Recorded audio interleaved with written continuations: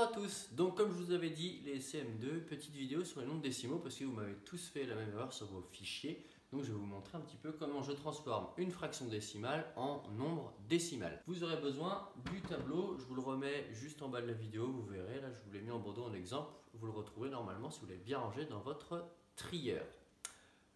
Eh bien le mieux c'est de commencer, vous avez vu.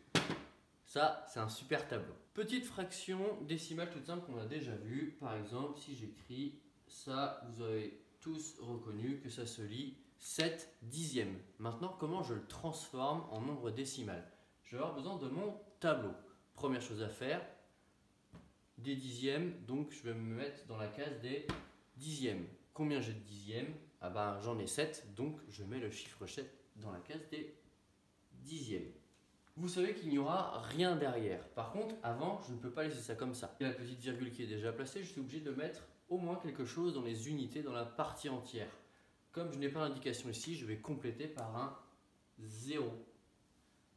Et j'ai plus qu'à lire mon tableau. 7 dixièmes en nombre décimal, ça me fait 0,7. Deuxième exemple, peut-être un petit peu plus compliqué, ça va être un petit peu la même chose. Je passe par exemple par 37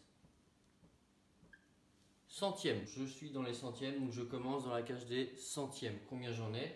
37. Et je fais comme tout à l'heure, je mets un chiffre par case. D'abord le 7, puis le 3. Je suis obligé de remplir ma partie entière. Ici, je n'ai encore rien, donc je complète par un 0. Donc 37 centièmes peut aussi s'écrire 0,37. Et enfin, dernier exemple que vous avez peut-être rencontré ou que vous allez rencontrer, cette fois-ci je vais mettre par exemple 427 centièmes. Même chose que tout à l'heure, je complète mon tableau. Je suis dans les centièmes, je commence dans la case des centièmes. Je place le 7, je place le 2, je place le 4. Je vérifie que j'ai bien quelque chose dans la partie entière.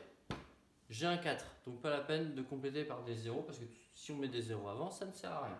Et j'ai juste à regarder mon nombre. Eh ben, 427 centièmes, c'est comme si j'écrivais 4,27. Ben maintenant, ça va être à vous de jouer, donc voir si vous avez compris ce que je vous ai expliqué. Vous allez devoir me représenter en nombre décimal les fractions suivantes: 75 centièmes, 12 dixièmes, 17 millièmes et 127 dixièmes. Piquez pas le tableau de vos petits frères ou vos petites sœurs, vous pouvez le faire sur votre cahier du jour, ça marche pareil. Allez, salut!